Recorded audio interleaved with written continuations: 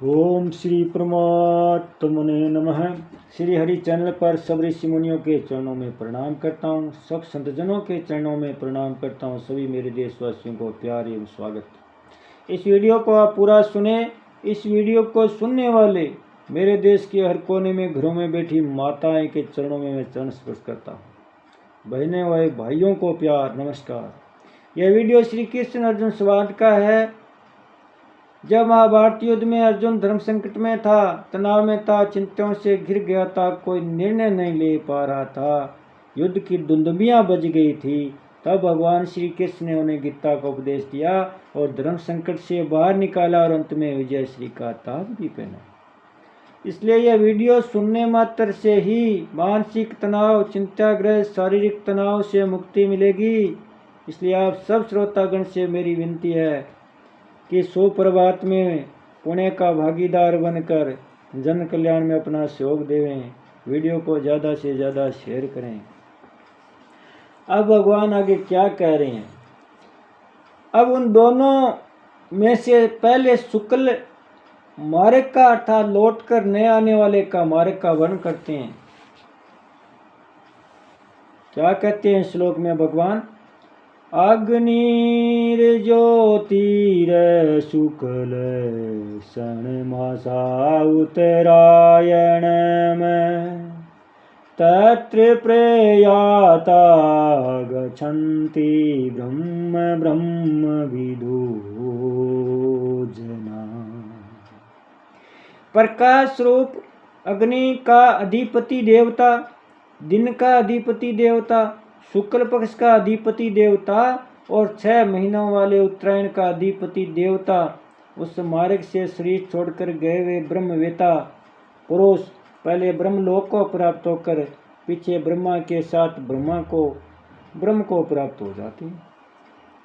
अग्नि ज्योति शुक्ल षण्मासा उत्तरायण है। इस भूमंडल पर शुक्ल मार्ग में सबसे पहले अग्नि देवता का अधिकार रहता है। अग्नि रात्रि में प्रकाश करती है, दिन में नहीं, क्योंकि दिन के प्रकाश की अपेक्षा अग्नि का प्रकाश सीमित है।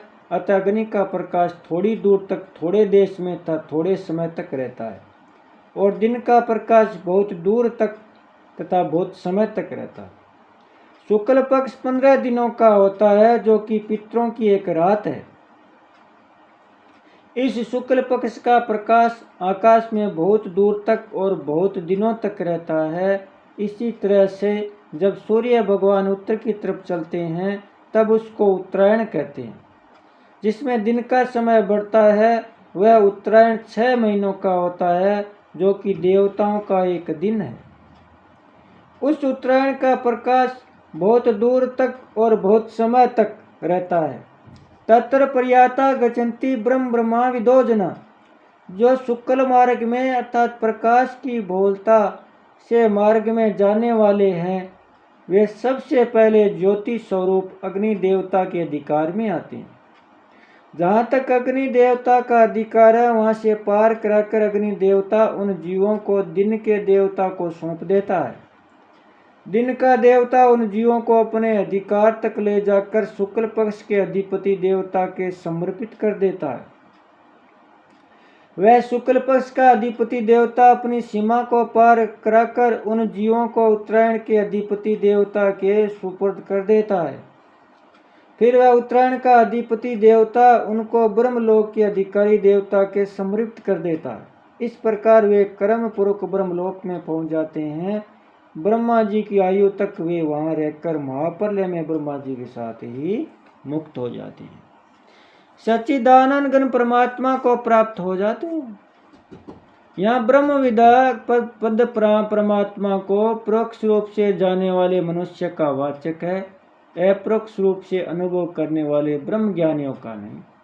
कारण कि अगर वे अपरोक्ष ब्रह्म ज्ञानी होते तो यहाँ ही मुक्त, सदो मुक्त या जीवन मुक्त हो जाते और उनको ब्रह्मलोक में जाना नहीं पड़ता।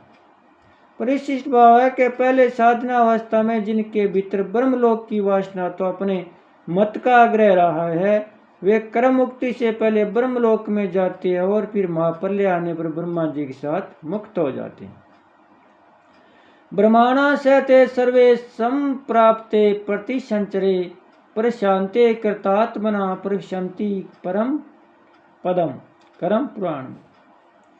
ब्रह्मा की आयु पूर्ण होने पर जब महाप्रलय काल उपस्थित होता है तब वे संपूर्ण शुद्ध अंतःकरण वाले पुरुष ब्रह्मा के साथ ही परम पद में प्रविष्ट हो जाते हैं।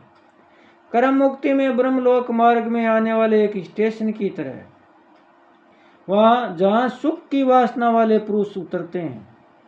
कर्म मुक्ति में ब्रह्मलोक मार्ग में आने वाले एक स्टेशन की तरह जहाँ सुख की वासना वाले पुरुष उतरते हैं, परंतु जिनमें सुख की वासना नहीं है वे वहां नहीं उतरते। जैसे हमारा कोई प्रयोजन है हो तो मार्ग में स्टेशन आए या जंगल, क्या फर्क पड़ता है। उपनिषदों में शुक्ल मार्ग के कर्म का अलग अलग ढंग से वर्णन आता है। जैसे छांदोग्योपनिषद के अनुसार अर्ची का देवता, दिन का देवता, शुक्ल पक्ष का देवता, उत्तरायण का देवता, संवत्सर, आदित्य, चंद्रमा, विद्युत और फिर अमानव पुरुष के द्वारा ब्रह्मलोक में ब्रह्मा के पास ले जाना। ब्रह्मधारण्य कोपनिषद के अनुसार ज्योतिष का देवता, दिन का देवता, शुक्ल पक्ष का देवता, उत्तरायण का देवता, देवलोक, आदित्य, विद्युत, वेदुत देव और फिर मानस पुरुष के द्वारा ब्रह्मलोक की प्राप्ति। कौशिक की ब्राह्मणोपनिषद के अनुसार अग्नि लोक, वायु लोक, सूर्य लोक, वरुण लोक, इंद्र लोक, प्रजापति लोक और ब्रह्मलोक। ब्रह्मसूत्र में भी इस पर विचार किया गया है। शुक्ल मार्ग को उपनिषदों में देवयान, अर्ची मार्ग, उत्तर मार्ग, देवपथ और ब्रह्मपथ नाम से भी